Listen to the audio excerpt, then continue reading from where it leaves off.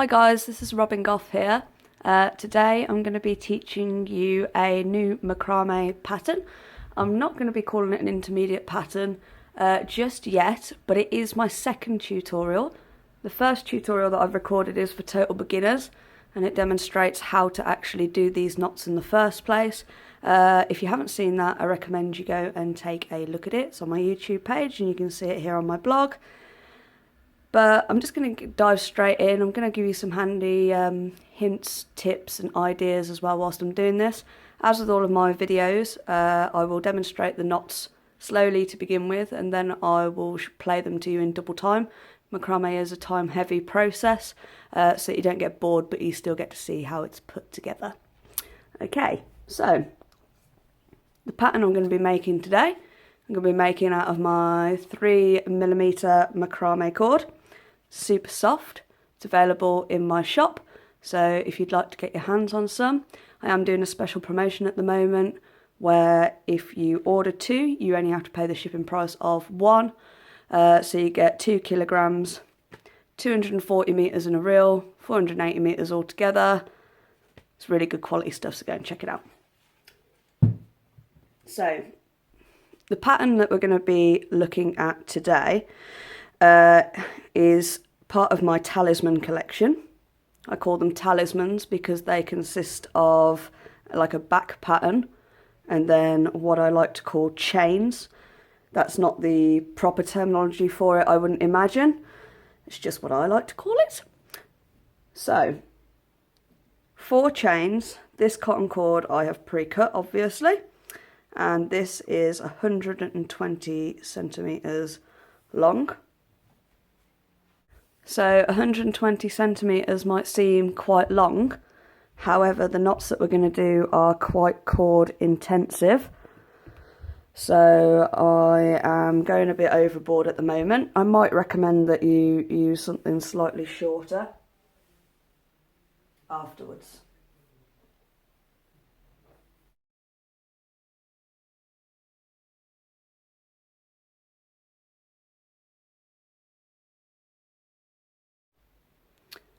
Okay, so I'm going to demonstrate to you the pattern for this chain.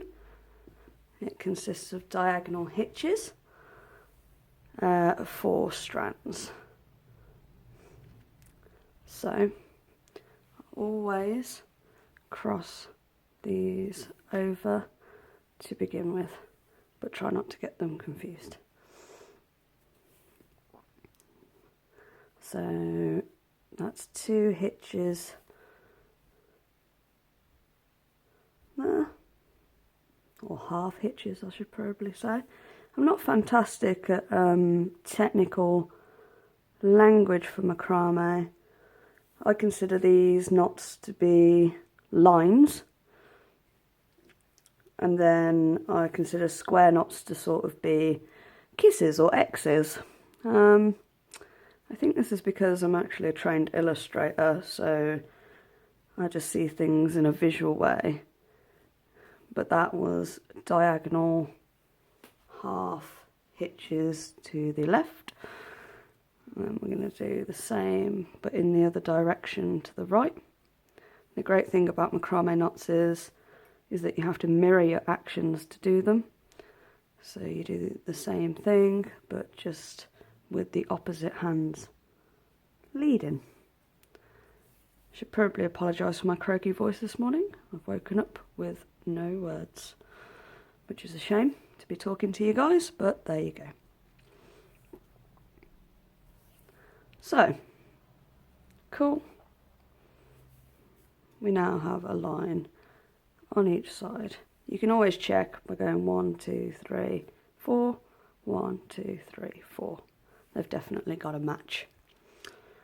So next we're going to carry on doing the same again. Put a twist in there and just make sure you don't get those confused again. So again, always 2 hitches, half hitches per string.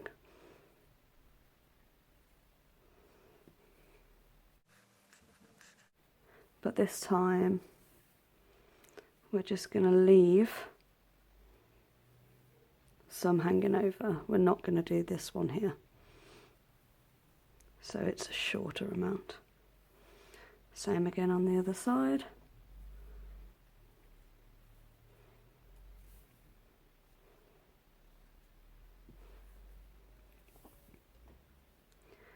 And the bottom row is going to be the same. So we're going to make sure that there's these ends not tampered with.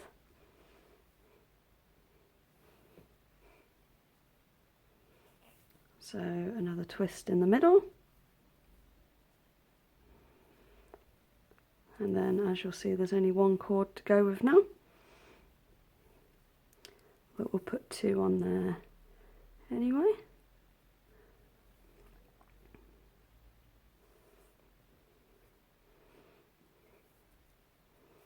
And doing the same on the other side.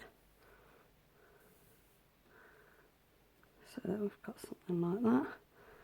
And then the last one,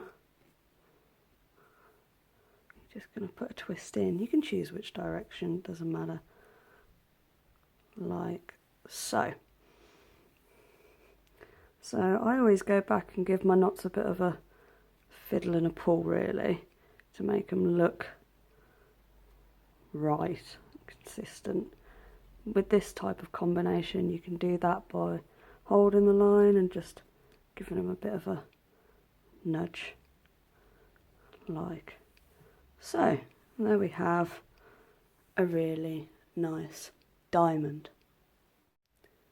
Right, now I'm going to repeat this action just below, leaving some space. I'm going to do that by adding another twist.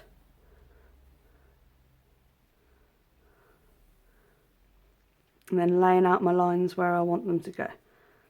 So we're looking like this. You notice I haven't twisted this too tight up here, so that we can get the shape right.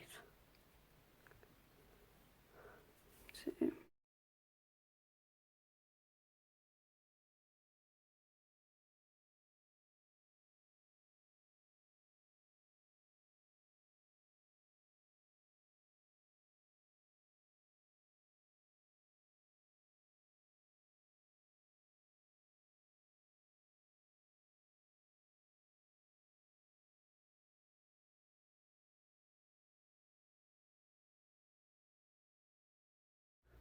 Okay, so as you can see, I've repeated the diagonal half hitches over and over and over again. So it's 4 on each side. So as you can probably see before I start, this is going to be connected to make a chain. Now the way that I do that is by taking 2 from each side here. And then I'm going to put in a square knot. It's a little bit difficult. If you guys aren't sure on this square knot, you can go back to my original tutorial and it will show you how exactly they are done. Quite straightforward, but they are a 2-step process. Right, lovely. So, okay, so we're going to repeat the process again. So that's always putting a twist in the top to begin with. And I was saying at the start of this video that 120 centimetres was the length of this cotton. Seemed a bit long at the time, but I was right to say 120 centimetres, because as you can see, it's gotten a little bit short now.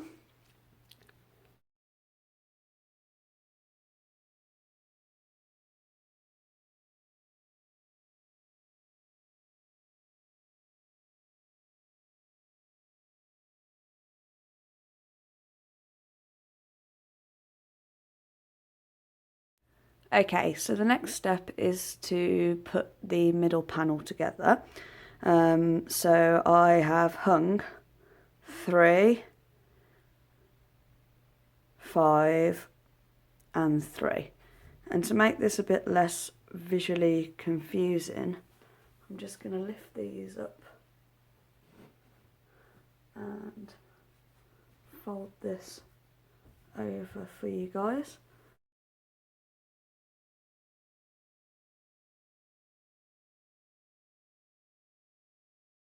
Okay, so I'm going to start with the middle section, and we're going to be working from the outside in on this one. Again, these pieces of cotton are 120 centimetres long, so quite long. And I don't normally work in uneven numbers, I normally work in 4s, but this pattern is unusual in the sense that it does have this odd string in the middle. That's okay, doesn't cause any trouble. Looks nice when it's done. So we're just going to do the one side of this middle cord.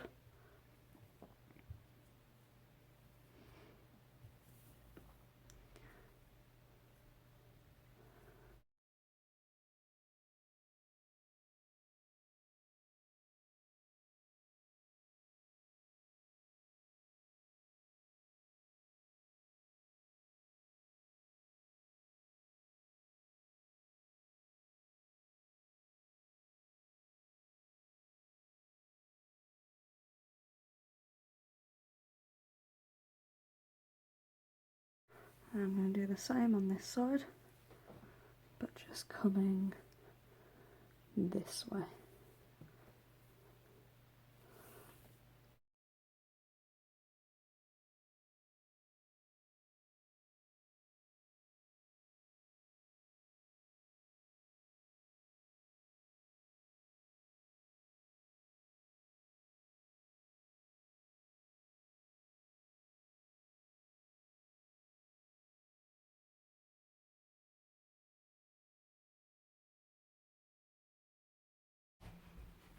So that it looks like this when they're bought together.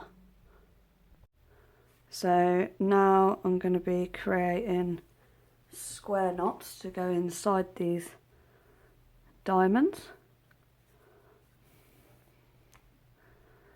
So I'm going to do that by just doing one to begin with on each side.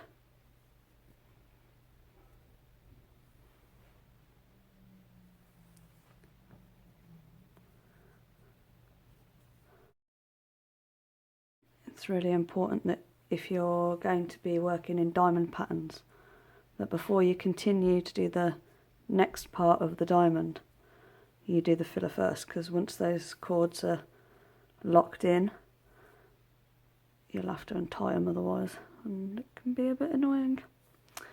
I have untied so many knots learning how to do this, so hopefully by having this guide I'll be saving you guys some trouble.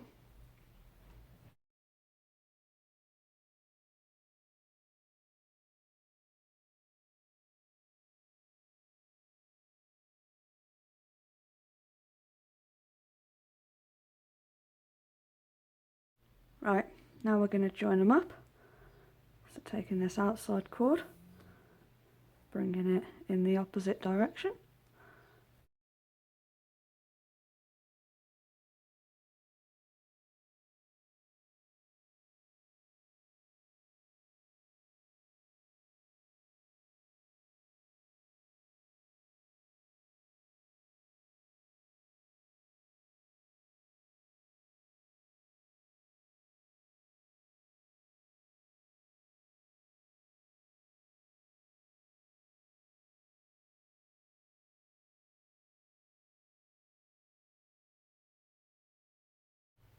And then we're going to carry on across here as well.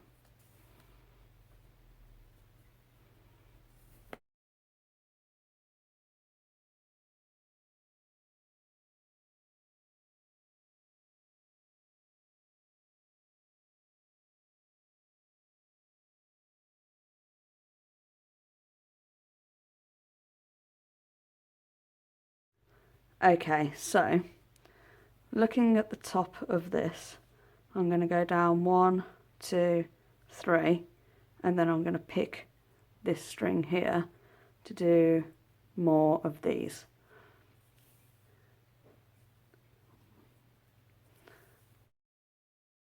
And then the third one. I'm not going to go overlapping here to use this one here.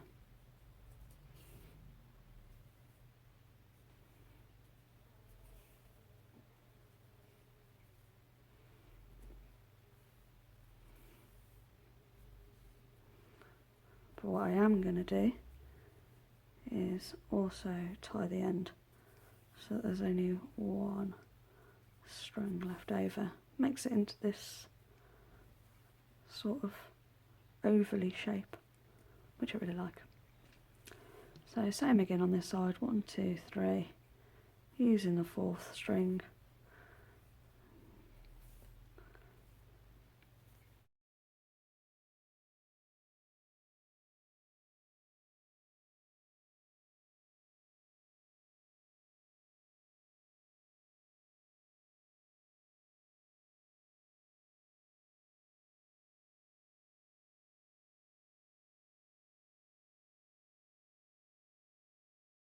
So now, when I peel this back down,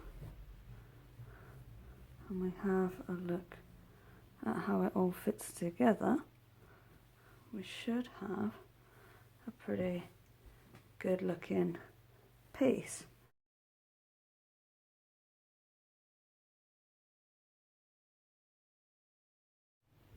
So this is adding a skirt. I like to remind people that I join these with a square knot. It can be a little bit fiddly, but what I mainly like to tell people is that you don't want to tie this too tight. You want to sort of imagine it in a bit of a U shape like that before you go ahead and tie it. Square knots are useful because you can always pull them up, pull them down anyway. There you go. Probably not the best demonstration there, but you guys will catch my drift. Yeah, of pre-cuts. I'm just gonna... So, after you've hung all of your strings, I've just stopped here because I've run out of my pre-cuts. I'm gonna lift. Okay, so just to finish off, guys, so you can see what the final piece looks like. I'm happy for you guys to make these for yourselves. This pattern was developed for obviously intermediate, I will say, or people that have seen my other video. I don't expect that people would sell this product on for commercial value though. The pattern is mine and I have the copyright to it. So just to sort of make some final comments about it, I bought this chain over the top of the fringe line, and then I have cut this. So I've taken the scissors to either end and given it a cut. So I hope you like it. If you guys have enjoyed this video and found it useful, please leave me a comment. I'd love to know. My name is Robyn Gough. I represent my Etsy shop, which is Macrame UK. You can get your 3mm macrame cord from there. And check me out on my website, it's macrameuk.com. It's a blog full of hints, tips and more videos. Thanks for watching.